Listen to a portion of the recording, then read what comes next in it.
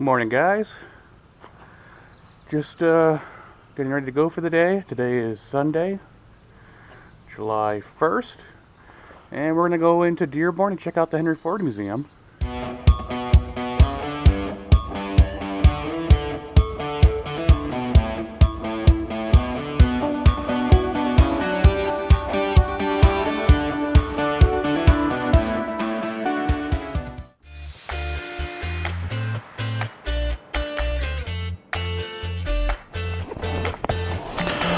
Alright guys, and with that, I think we are ready to head out.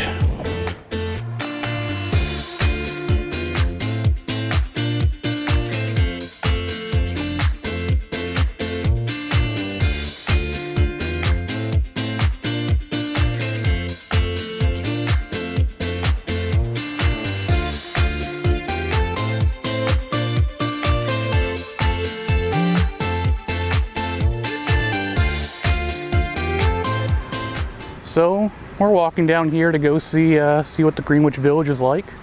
We saw a little bit as we drove in. Pretty busy today. Probably up in the 90s now already. It's muggy.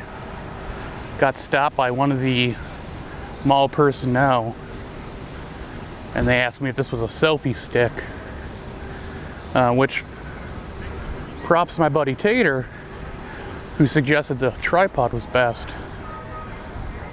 Because selfie sticks aren't allowed here because they can extend and they're dangerous.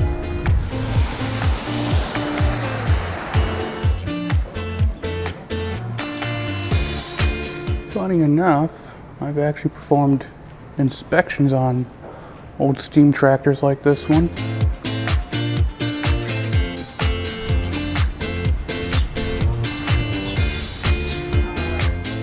Built in 1861. It's shown as it looked in 1876. And the reason they did that, or Henry did that, is when he restored it, he did it in honor of his mother. They were very close, and she had passed away in 1876. It was also the country centennial. This room here, you probably, as soon as you come through, go, this is pretty fancy. This is where they had all their nice things. Yes, everything would have been in here. This is where they would have done their entertaining, you know, a holiday, maybe after church on Sunday, perhaps may have been using this room. So you put all your nice things in here, and if you didn't have guests, you didn't use the room. You just closed it off. In the parlor, the housewife is putting her best foot forward, so that's all her very best things. Right. And you have carpeting in the parlor, which is a very big deal in this time period. Yeah. You would not have had carpeting in here. We have carpet to protect the original floors. Okay. They're underneath. Oh, those are the original. But they would look just like the ones in the bedroom here. Now this room is your everyday parlor. It's also the end of the original house. It's the only communal room in the whole house. So you've got a large cooking stove, a dry sink, a big table in the middle of the room for everybody to eat at, 4 rambunctious children and 3 adults. Getting a little uncomfortable in here. And fortunately, Henry Ford's father is not just a farmer, he's also a carpenter. He's got wooded acreage, so he can grow the house as the family grows. He added that room on in 1871. That is bedroom number 6. Wow. And Doesn't look you that see the big now, picture right? on the dresser? Do you see the photograph? Yeah. That's the cutest Henry Ford you're ever going to see. Oh. You can pick him up and kiss his little ears. He's a cutie pie. And then after they finished that room, they just added on to the back, so you can come back here. Now, when you go around today, make sure that you read the last line on the signs. They're going to tell you where the house was built. Okay. If it was built somewhere in the world, it is a real house and it was moved here. If it was built in Greenfield Village, it's a replica, so you know what's what. Okay. This house is a real house. Henry Ford started doing renovation on it in 1919. And he's taking it back to the year 1876 when his mother passed away. He's doing this as a tribute to his mother. He dearly loved her. And so this is Mary's house very much, and this is a tribute to her. One of the things that he wanted when he was doing this renovation was an old stove he remembered from his childhood, and he had people looking all over the United States for another stove just like it. Nobody could find it for 18 months. Henry was driving down a road outside of Lansing, and he just happened to see the stove on a gentleman's porch, and he went up on the porch, checked it out, made sure it was the right stove, and he bought it for $25. And it was a filthy, dirty junk, piece of metal that was being junked, but it was what Henry wanted, so he got it, and it was fixed up for him. That is a Starlight 25. It was made at the Detroit Stove Works in 1867, which is only 2 years after the end of the Civil War. And already the Detroit Stove Works is one of the largest stove works in the world. So Henry Ford, it shows you that manufacturing is a big deal in Detroit as early as the Civil War. And Henry Ford got his stove, so that was very nice.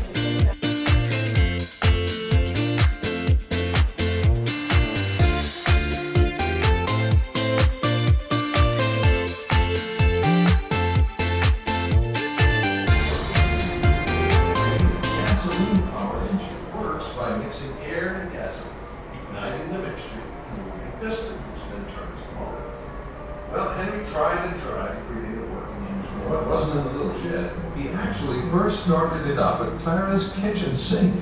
That's right. With her help, Henry started his first gasoline-powered engine while it sat on Clara's drain board. Surprisingly, Henry didn't let it go on for too long.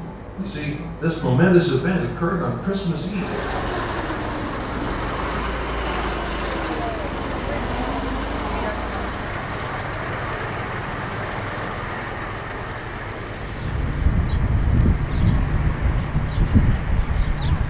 A lot of riveted construction here. This is an old locomotive style boiler. Let's see.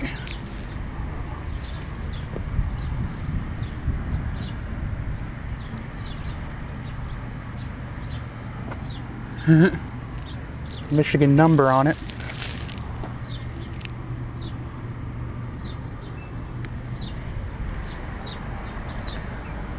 Interesting thing is, compared to some things I've seen, it's, oh, there we go.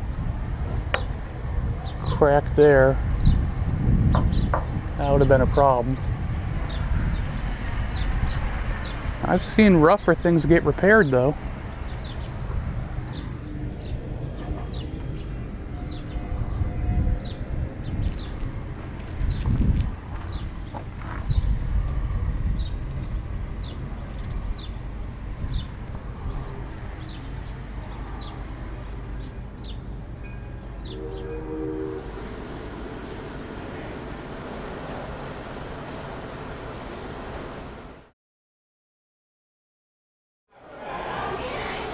Alright, so there's a 10 horsepower motor engine turning this shaft up here on the wall. And then there's going to be different clutches. You can see right there. The operators could engage the belts, turn these machines. Currently, this woman here is operating a metal lathe, making little candlestick holders. You can see the horizontal transfer belt there is engaged, but the belt on the lathe is shut off for the moment. Okay.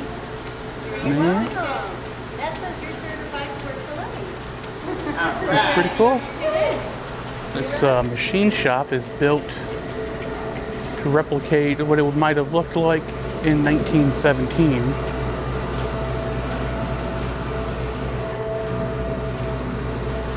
Being perfectly honest, you have customers and machine shops and boilermakers nowadays that this could be their shop.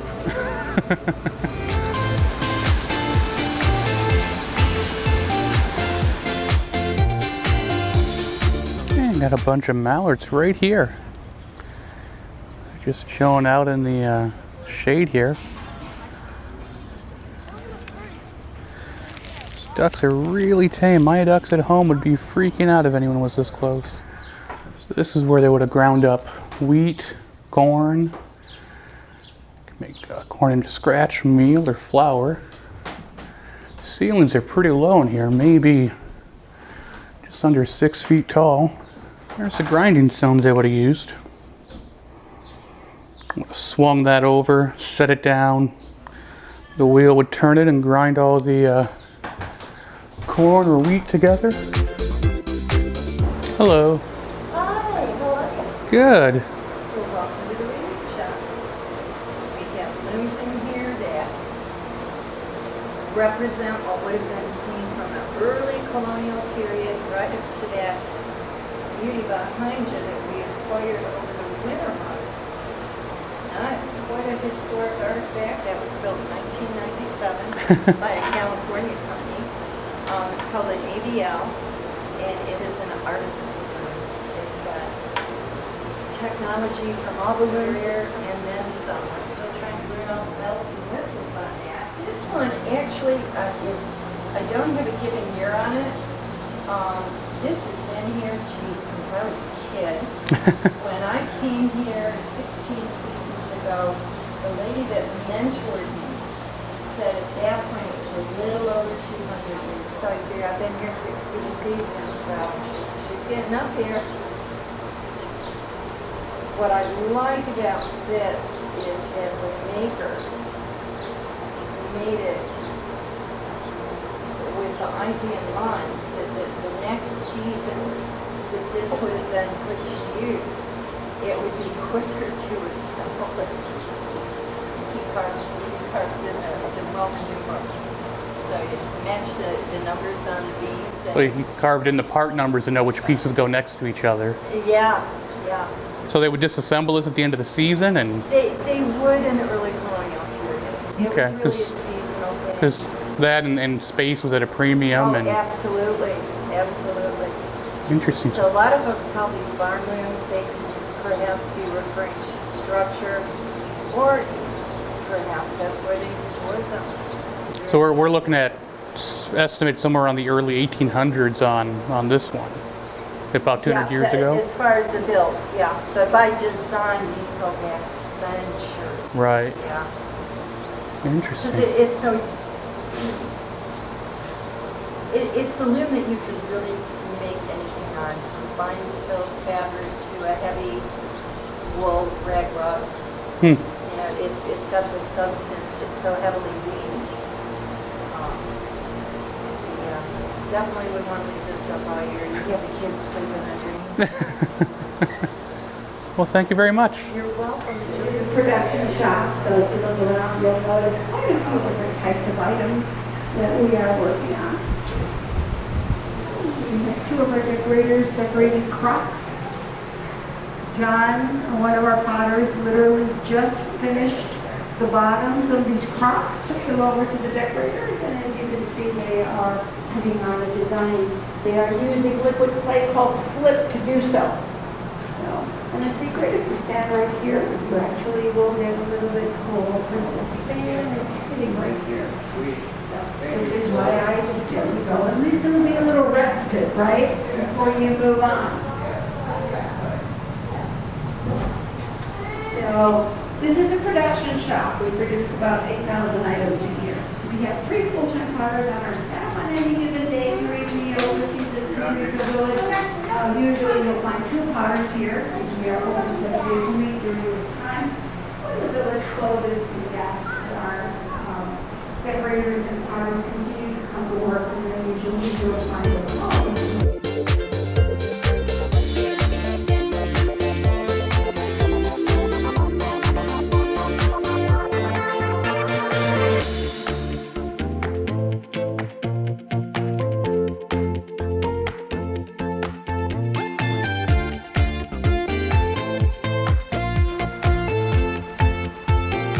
Hello. Good.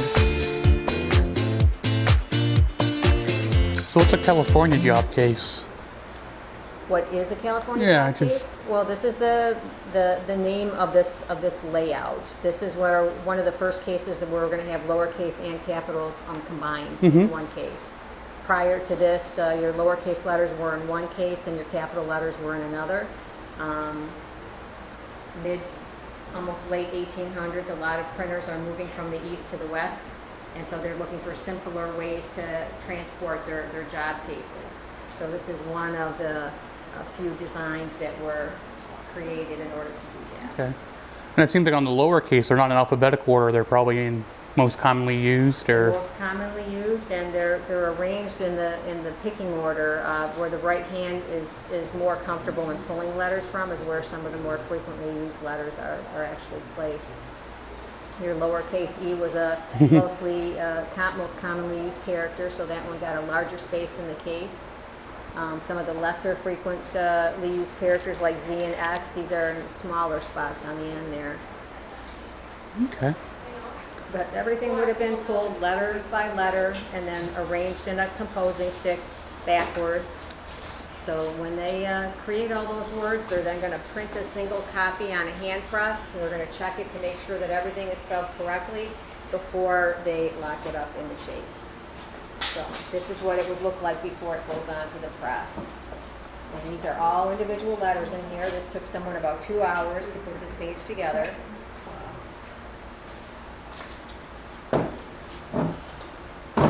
Got something all set up on our Washington press. I can show you guys how I'm going to print it over here. This printing press is over 150 years old. And during this time period in this environment, the master printer is going to work with his apprentice to print on this press. So the first thing we're going to do after we've locked down our job here is we're going to apply some ink, and I'm using a brayer to roll it on. And then we're going to position our paper under the frisket under these register pens, so it's just going to hold the paper in place. And then we're going to lower the frame. Would you like to help me put shape in the pens? We're going to pull up on and crank it towards the back wall.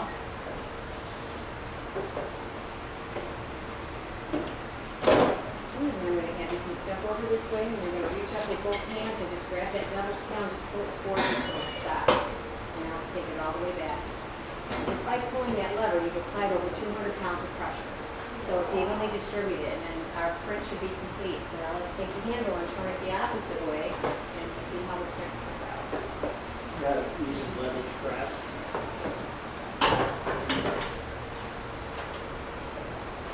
And here's the printed page. They would print about 200 copies an hour when they were working together on this class. And this one's going to take a while to dry. Out the top. Back to my players. And bend them once, twice. And come over here and give him a little bend for his throat. One big one right over here. That's my duck. But I can't cut cookies with them because he's not stuck together. So if you were going to make this out of paper, you'd probably glue it together or tape it, right? But being metal, I have to do something we call soldering. So I'm going to clamp this guy together here. Here we are. There he is. Now to solder, I need a fluxing agent, F-L-U-X. The flux tells solder where to flow. And my next piece is my solder, which is a piece of soft metal. We're using tin. They used to use lead, but we know lead can make us sick. So now we're using tin. Now I need a heat source. In the 1800s, the tinsmith used a soldering iron like this that he kept hot in a steel iron bucket with hot coal burning all day long, which is 12 hours a day. But you see the tray going around? You see all the smoke coming out of the engine? Coal burns very badly. It's got a bad smoke to it. So I don't want to breathe it, don't want you to breathe it, so we're not going to use this kind of heat. We're going to use an alcohol lamp over here, or a jeweler's lamp. Now watch when I light it up. Tell me if you see a lot of smoke. No. There's more out of my matchstick, right? So it's nice, we don't have to breathe it. The downside about it is not very hot. This won't boil water, so that tells me that's under 212 degrees. My solder melts at 425, so I've got to get another 225 degrees out of this. How am I going to do that? I can't leave to go to lunch yet. I've got this pipe here in front. What do we call the air we breathe every day? Oxygen. Oxygen. It's all around us, right? So if I blow oxygen through here, and now I'm at a blowtorch, and that will be 500 degrees, and it'll be hot enough to melt my solder over here. So let's see if this works.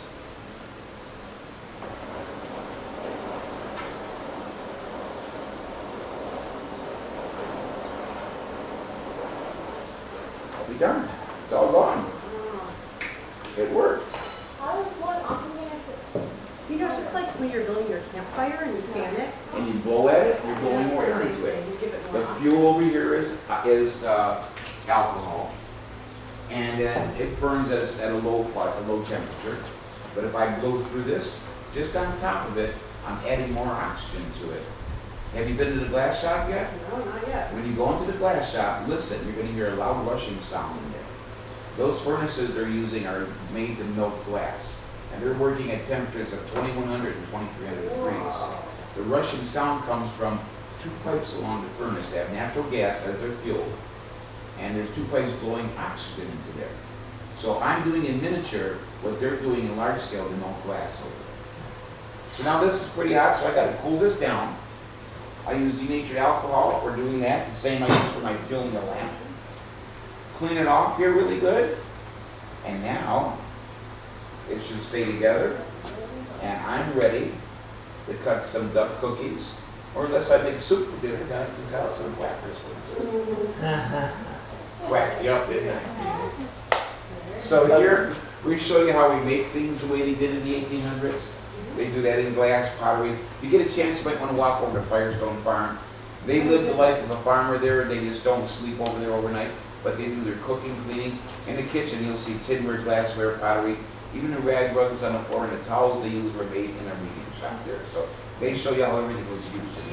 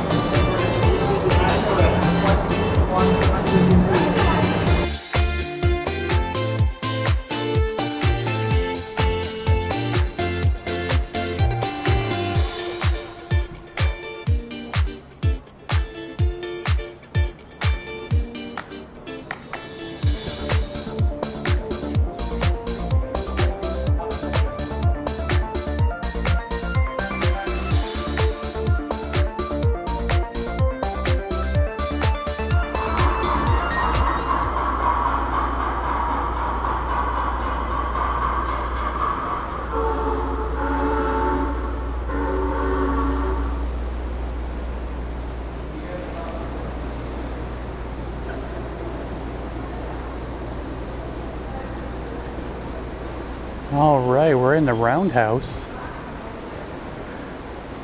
where they have a few different locomotives and they have mechanics actually working and maintaining them. Hello. Hi, welcome to the Detroit Toledo Milwaukee Roundhouse. Thank you. How you doing today? Good. As you can tell, this is where we house and work on the 4 steam engines that we have here in Greenfield Village. 3 are fully operating coal-fired steam engines.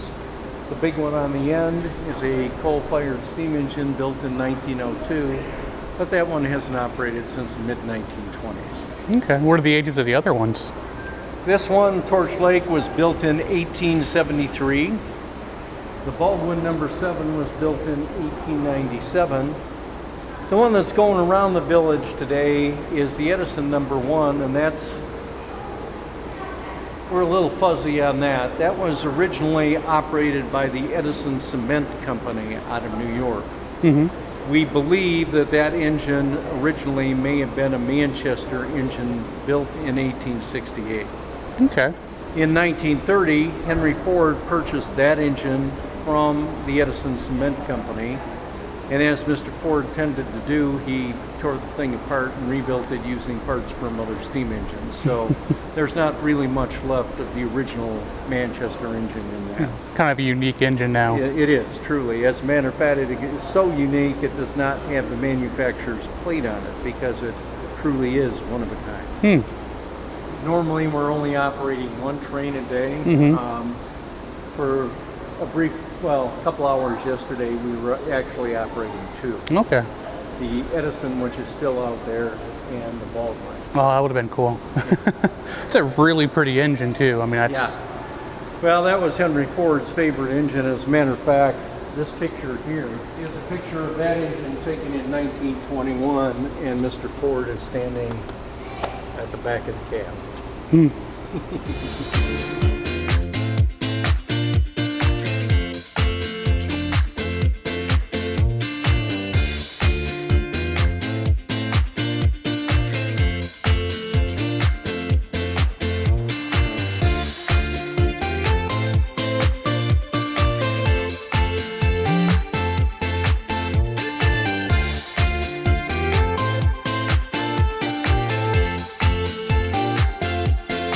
They had this one running yesterday, but today they're only running the Edison.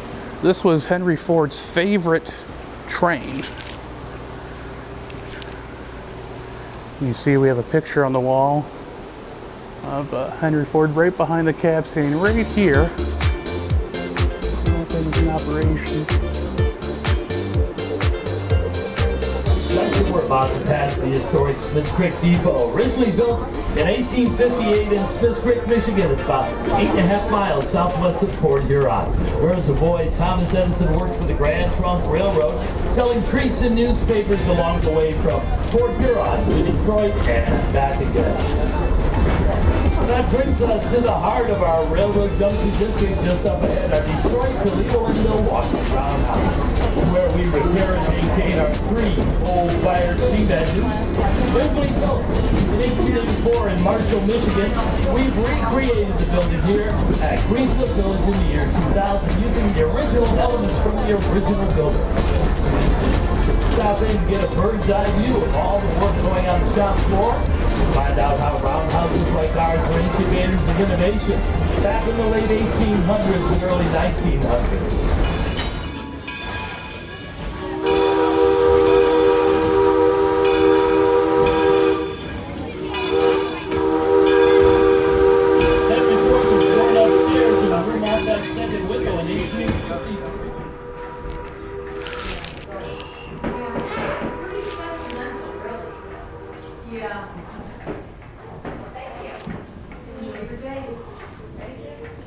Yeah, this is the drink that we're making, the fruit drink.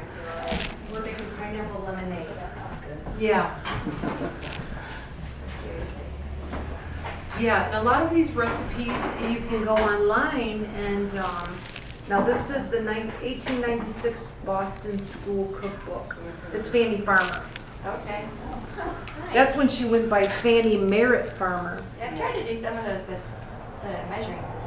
That first cookbook, she is known for that, for a cookbook. Yeah. Now, if you're cooking in some of the books from the 19th century, it can be a little bit challenging. Not too bad, not too bad, but like for cookie recipes, making a cookie, they don't usually tell you how much flour to put in them. Yeah. You might know all the other ingredients. Yeah. But it'll say no. We're cooking, so it is hot. A little warm. But this one here, now this was really what put modern measurements that we know of today in a cookbook. I'll have to look that one up then. Oh, That sounds a little easier than the other ones I was trying to figure out. Yeah, the Fanny Farmer. All right. Probably buy new editions of these. A little, I think if we just leave them in the oven and then by the time we get everything else done, getting more coal.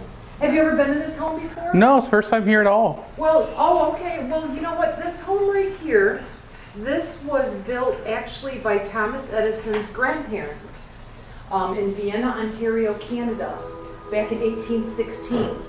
Thomas Edison came here as a child to spend summertime with his grandparents, and his parents were even married in the home. But what Greenfield Village has done is that they've transformed it into a kitchen of 1915 rural America. So things were changing in the country.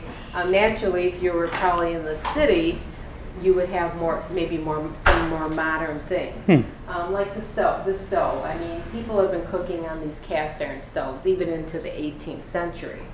But, you're not going to give up, what works for you. You're not going to be, just like with us today. You said this was coal on this one, or is this wood? This is coal, Yeah, Wow. it can use wood too, though. Okay. But coal is something that would last longer. Burns it. Okay. Burns hotter. Okay. Yes. How much practice does it take to get used to cooking on? It's a lot of practice. I mean, like Erica, she's worked here, and you worked here, what, is this your fourth This is year? my fourth year. Fourth year working here. I was asking how much practice it takes to get used to cooking on. It does, because it's all timing. And then it's the humidity. The wood. The wood, the heat, there's a lot of variables that go with it. Okay. Well, thank you very much. You're welcome.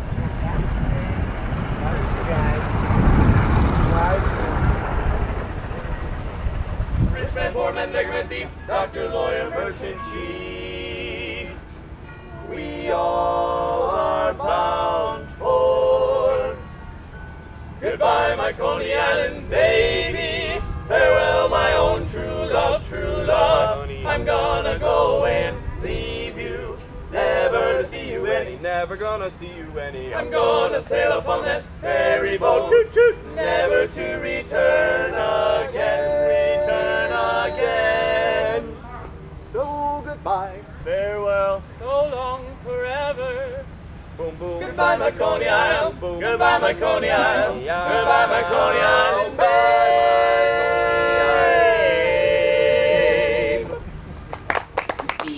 Basically the grandfather to the vinyl record. So it's the tinfoil phonograph, black cylinders, vinyl records are all part of that same genealogy. And now of course we're in the digital age of sound recording, so you can just download a song. But this is where it all began. I see some grooves on there. You can play it for us? Yes, I'm going to play it for you guys. So the recording that I have on here is Hello, Hello, Hello, Mary Had a Little Lamb. That's the very first thing that Thomas Edison said when he tried out this invention back in 1877 when he was making that prototype over there. So I already made this recording and I'm just going to play it back for you guys. And it plays by using vibration. So Thomas Edison used the idea that sound doesn't only have, it's not only just something you can hear, it's something that you can feel, and it has the vibration and the movement. And that's the principle that makes this machine work. So I would talk into a megaphone, and the megaphone would make this stylus vibrate. There's a little stylus with a little needle point on a mica diaphragm. I'll put that up here, talk, and then that will create the little lines. And then I would rewind it like I'm rewinding this one back to the beginning. Put the needle back up, and as the needle plays into those grooves, that's what makes the sound come back out. So like I said, what you're going to hear is hello, hello, hello, Mary Had a Little Lamb. Or actually no. Okay, here we go.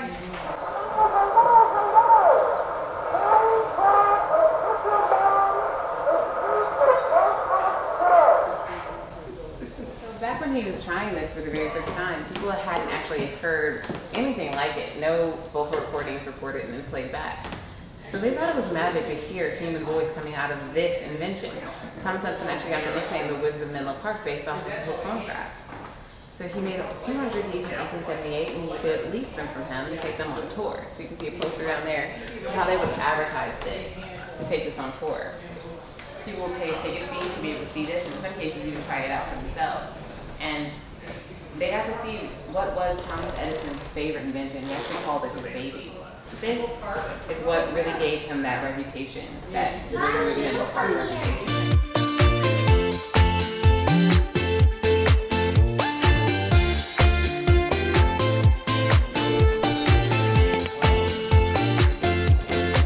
Hi there, welcome. Hello. That's an interesting story. Welcome to the Wright family home from Dayton, Ohio. Interesting story is that my great-grandfather played in this house. I'm sorry? My great-grandfather played in their house. He went to school Wonderful. with the Wright This brothers. is the house he was in. Yeah, he grew up down the street from the Wright brothers. He had an amusement park eventually. His father had an amusement park in Dayton. And my great-grandfather ended up becoming a boat builder up in Michigan, up in Bay City, the charitable. But he also, they came to him, he could shape wood. He used to build small boats.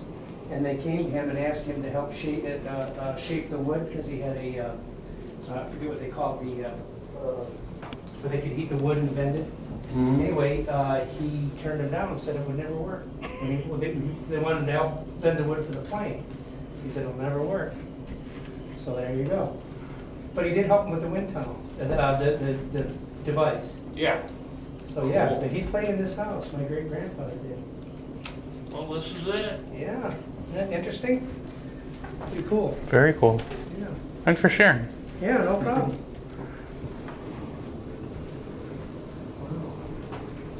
So where was the kitchen, on the back side then? Must have been some undertaking to move all these buildings here. It was. Very expensive too. I can't comprehend what the whole total cost was. Yeah.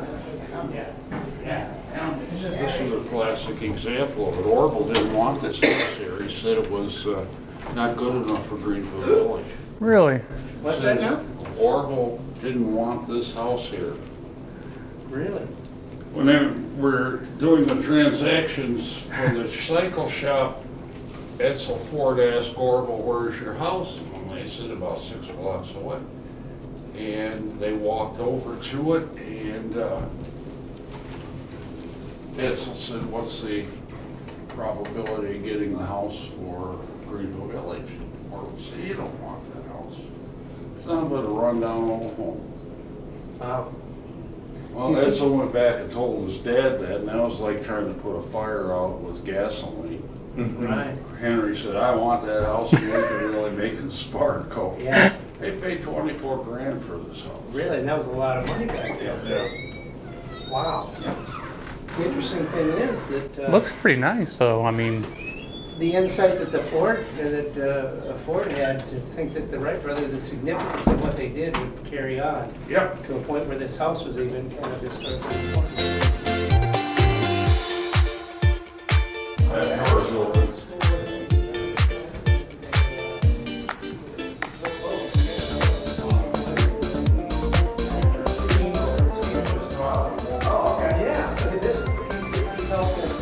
They asked him to build. They gave him they actually helped, asked him to help build with that. Right, just turn him down.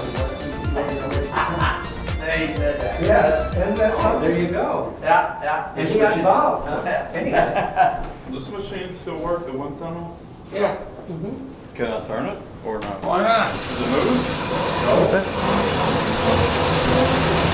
There you go. That's a lot of wind it has to generate. all right, guys, we're done with Greenwich Village. We're gonna walk back over to the main museum complex and take a look at all the stuff inside. I think you're gonna like what we find.